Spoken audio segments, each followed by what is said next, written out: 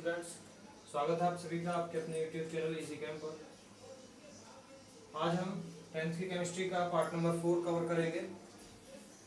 तो इसके अंदर हमें क्या क्या करना है, पिछली क्लास के अंदर हमने कुछ रिएक्शंस के बारे में बात की थी, तो उसी पॉइंट को, उसी कंसेप्ट को आगे बढ़ाते हुए तो कुछ और रिएक्शंस के बारे में आज हम बात करेंगे।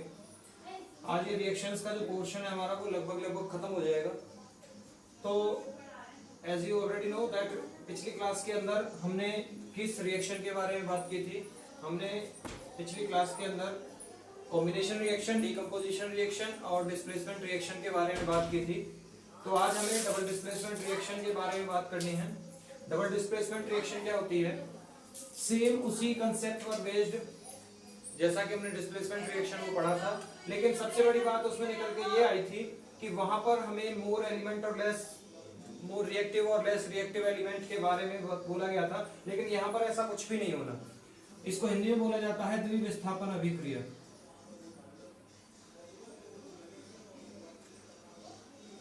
द्विविस्थापन अभिक्रिया मतलब विस्थापन इसमें होगा, डिस्प्लेसमेंट इसमें होगा, लेकिन वो 2 बार होगा।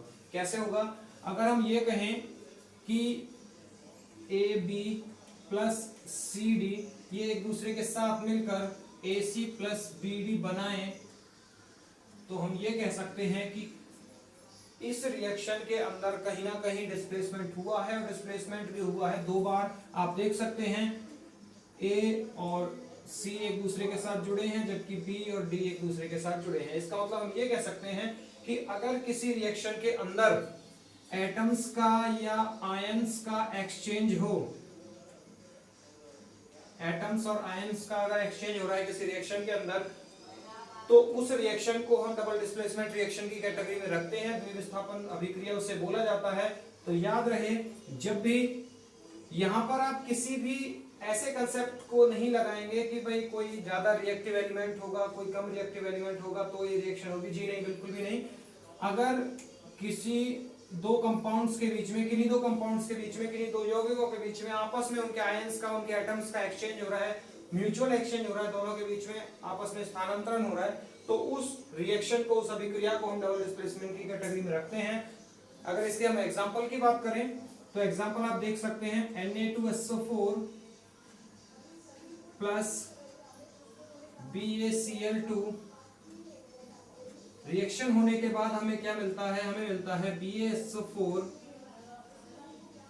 Plus 2NaCl। तो आप देख सकते हैं यहां से Na2SO4 में से SO4 निकल करके Ba के साथ और Cl यहां से निकल करके Na के साथ जुड़ा है, जो हमें ये बताता है कि एक्सचेंज हुआ है, डिस्प्लेसमेंट हुआ है, लेकिन वो हुआ है 2 बार। तो इस रिएक्शन को बोला जाएगा डबल डिस्प्लेसमेंट रिएक्शन। ये जो आप यहाँ पर कंपाउंड देखेंगे, ये जो यहाँ पर आपको कंपाउंड मिलेगा, प्रोडक्ट में जो मिलेगा, ये वास्तव में क्या है? ये एक व्हाइट कलर का, व्हाइट कलर्ड कंपाउंड है, जो कि इनसॉल्युबल होता है वाटर के अंदर, इनसॉल्युबल इन वाटर होता है, जो पानी के अंदर नहीं घुलता। और इसी वजह से ये जो हमारा कंपाउंड बना है इसे बोला जाता है प्रेसिपिटेट। प्रेसिपिटेट इसे बोला जाता है। तो वो रिएक्शन जिसके अंदर प्रेसिपिटेट्स फॉर्म होते हैं उस रिएक्शन को प्रेसिपिटेशन रिएक्शन भी बोला जाता है। तो इसी एग्जांपल को आप प्रेसिपिटेशन रिएक्शन की कैटेगरी में भी रख सकते हैं। तो double displacement reaction is also a type of precipitation reaction. तो इन रिएक्शंस को, चाहे आपसे डबल डिस्प्लेसमेंट रिएक्शन पूछी जाती है, चाहे आपसे प्रेसिपिटेशन रिएक्शन पूछी जाती है, तो ज्यादातर केसेस में आपको एग्जांपल सेम ही रखने हैं। तो ये आपकी हो गई डबल डिस्प्लेसमेंट रिएक्शन। अगली जो हमारी रिएक्शन है, जो हमें इसके अंदर पढ़नी है, वो रिएक्शन है आपकी एक्सोथर्मिक रिएक्शन।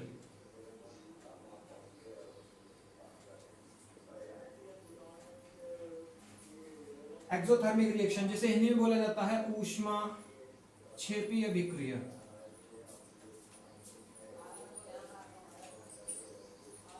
ऊष्माक्षेपी, देखिए ये 2 रिएक्शन आपको पढ़नी होती है इसके अंदर, एंडोथर्मिक और एक्सोथर्मिक।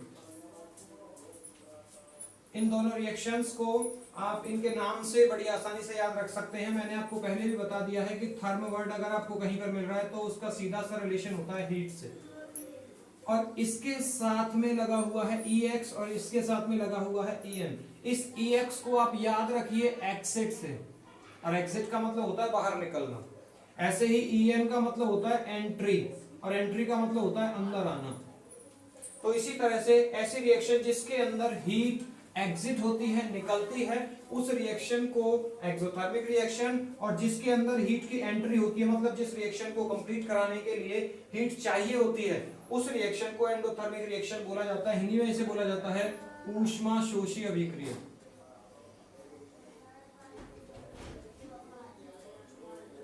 तो ये दोनों जो रिएक्शंस हैं वो डायरेक्टली हीट के ऊपर, थर्मिक रिएक्शंस हैं, हीट के ऊपर सीधा सीधा डिपेंड करती हैं।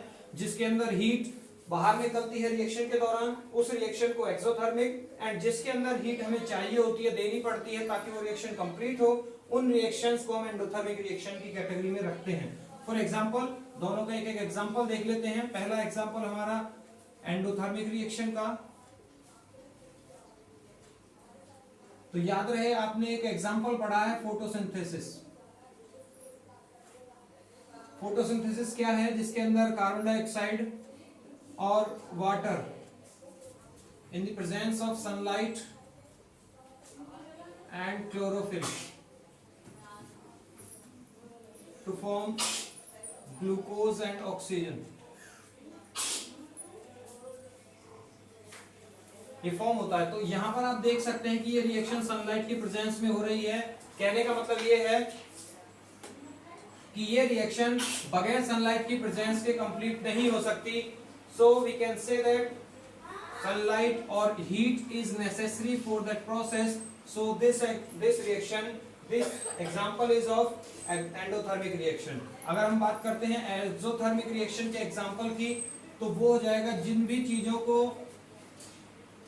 अगर हम CH4 और ऑक्सीजन, आप जानते हैं CH4 क्या होता है?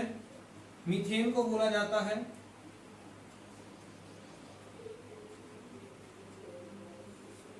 CH4 की रिएक्शन जब भी ऑक्सीजन के साथ कराई जाती है, या फिर हम ये कह सकते हैं जब भी CH4 ऑक्सीजन की प्रेजेंस में रखा जाता है, तो वो कार्बन डाइऑक्साइड और वाटर के अंदर चेंज होता है। इस रिएक्शन के अंदर a lot of heat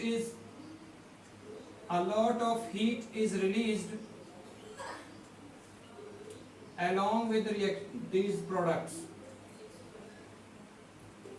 तो ऐसी रिएक्शन जिसके अंदर हीट रिलीज होती है, हीट निकलती है, उन रिएक्शंस को एक्सोथर्मिक रिएक्शन, और जिनके अंदर हीट हमें चाहिए होती है ताकि वो रिएक्शन कंप्लीट हो सके, उन रिएक्शंस को एंडोथर्मिक रिएक्शंस कहा जाता है। So this is an example of exothermic reaction. चलिए आगे देख लेते हैं आगे कौन सी रिएक्शंस हैं। आगे हमारी कुछ रिएक्शंस हैं, उनमें नाम आता है ऑक्सीडेशन का, रिडक्शन, और अगली हमारी रिएक्शन है रेडॉक्स रिएक्शन। ज्यादा कुछ नहीं है इन रिएक्शंस के अंदर। ऑक्सीडेशन, इसके नाम के साथ में ऑक्स वर्ड लगा हुआ है। ये जो हमारी रिएक्शंस हैं, स्पेशली ये दोनों रिएक्शंस, इनके अंदर आपको केवल दो ही चीजें करनी है, गेन ऑफ ऑक्सीजन और लॉस ऑफ हाइड्रोजन। अगर किसी रिएक्शन के अंदर ऑक्सीजन का गेन हो रहा है या लॉस ऑफ हाइड्रोजन हो रहा है, और हाइड्रोजन किसी में से निकल रही है या ऑक्सीजन किसी में ऐड की जा रही है, तो उस रिएक्शन को हम ऑक्सीडेशन की कैटेगरी में रखते हैं। सिमिलरली अगर गेन ऑफ हाइड्रोजन हो रहा है या लॉस ऑफ ऑक्सीजन हो रहा है, तो उस रिएक्शन को हम रिडक्शन की कैटेगरी में रखते हैं। उस रिएक्शन को रिडक्शन रिएक्शन बोला जाता है। एक ही एग्जांपल से दोनों को अगर हम रिप्रेजेंट कर सकते हैं, अगर कोई ऐसी रिएक्शन है जिसके अंदर दोनों काम हो रहे हैं, oxidation and reduction takes place simultaneously, oxidation और रिडक्शन दोनों ही काम हो रहे हैं, तो उस रिएक्शन को रेडॉक्स रिएक्शन बोला जाएगा। ध्यान रहे ये जो रेडॉक्स वर्ड बना है वो कहां से बना है? रिडक्शन का लिया गया RED और ऑक्सीडेशन का लिया गया OX, टोटल मिलाकर के आपका बन गया रेडॉक्स। तो जहां पर दोनों ही काम एक साथ होते हैं, ऑक्सीडेशन भी हो रहा है, रिडक्शन भी हो रहा है, उस रिएक्शन को रेडॉक्स रिएक्शन की कैटेगरी में रखा जाता है। कैसे रखा जाता है? एक ही एग्जांपल से हम दोनों रिएक्शंस के बारे में बड़ी आसानी से पता कर सकते हैं। CuO plus H2 which gives you Cu plus H2O।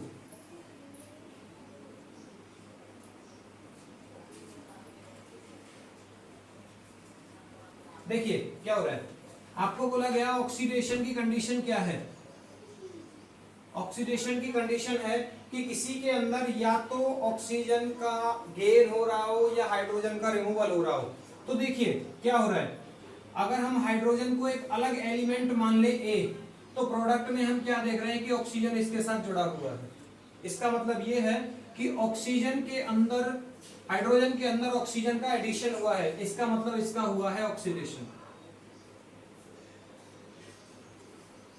दूसरा, अगर हम रिडक्शन की कंडीशन देखते हैं,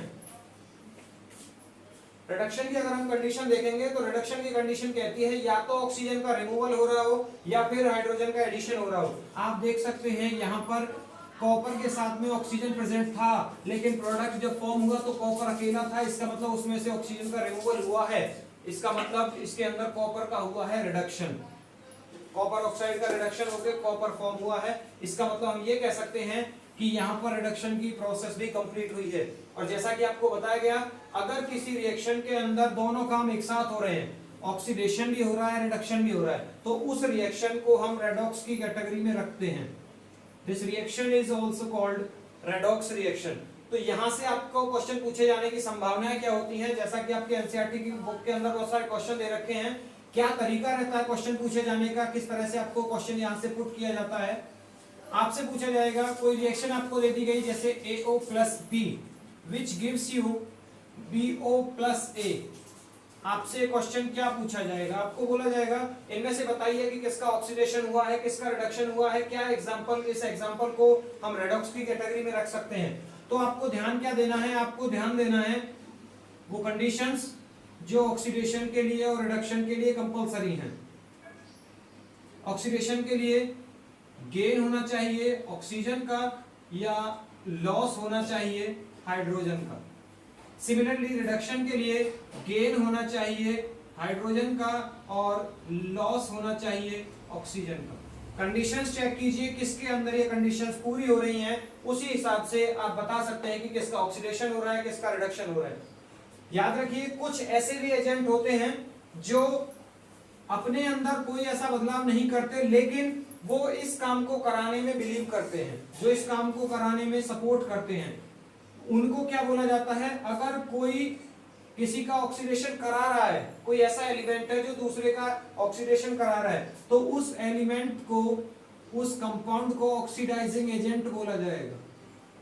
कोई ऐसा है जो दूसरे का रिडक्शन करा रहा है, तो उस कंपाउंड को रिड्यूसिंग एजेंट बोला जाएगा। ऑक्सीडाइजिंग एजेंट्स की अगर हम बात करें तो इनके अंदर दो बहुत ही ज्यादा फेमस ऑक्सीडाइजिंग एजेंट्स हैं पूरी केमिस्ट्री के अंदर, जिनमें KMnO4 और K2Cr2S7, इन दोनों का नाम आता है।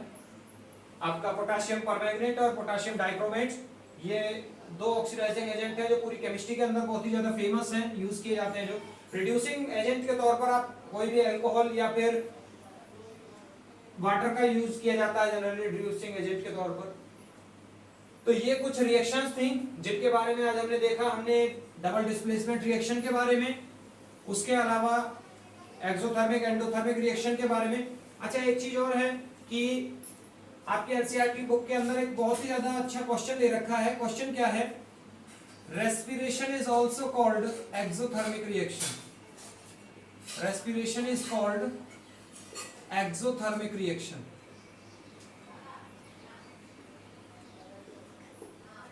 एक्सोथर्मिक रिएक्शन कैसे है रेस्पिरेशन? रेस्पिरेशन बोला जाता है श्वसन की क्रिया को।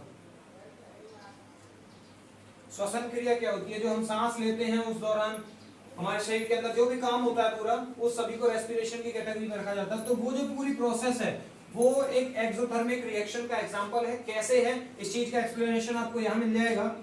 तो इसका आंसर क्या होगा, वास्तव में रेस्पिरेशन के दौरान होता क्या है, हमारे शरीर के अंदर जो ग्लूकोज प्रेजेंट है उसके साथ जब हम सांस लेते हैं तो ऑक्सीजन उसके साथ मिक्स होकर के हमारे शरीर के अंदर जब ऑक्सीजन पहुंचती है तो वो उसके अंदर मिक्स होकर के कार्बन डाइऑक्साइड प्लस वाटर और साथ में एनर्जी फॉर्म करती है, क्योंकि यहां पर एनर्जी की जो फॉर्म होती है वो हीट की होती है। याद रहे, अगर किसी रिएक्शन के अंदर हीट निकल रही है, आपको पहले ही बोला गया है, अगर किसी रिएक्शन के अंदर हीट निकल रही है तो उस रिएक्शन को हम एक्सोथर्मिक रिएक्शन की कैटेगरी में रखते हैं। तो याद रहे, हमारी रेस्पिरेशन की जो प्रोसेस है वो एक्सोथर्मिक रिएक्शन का एक एग्जांपल है। तो ये हम रिएक्शन इस क्वेश्चन के आंसर के अंदर दे सकते हैं। तो आज आपने डबल डिस्प्लेसमेंट रिएक्शन के बारे में, एक्सोथर्मिक एंडोथर्मिक रिएक्शन के बारे में, साथ में ऑक्सीडेशन, रिडक्शन और रेडॉक्स रिएक्शन के बारे में पढ़ा है। उम्मीद है आपको आज की क्लास पसंद आई होगी। तो अगली क्लास के अंदर इस चैप्टर को खत्म कर दिया जाएगा। अगर आपकी कोई प्रॉब्लम है तो आप कमेंट बॉक्स के अंदर इस चैप्टर से जुड़ी हुई जो भी प्रॉब्लम्स हैं आपकी वो छोड़ सकते हैं। तब तक के लिए थैंक यू, गुड लक।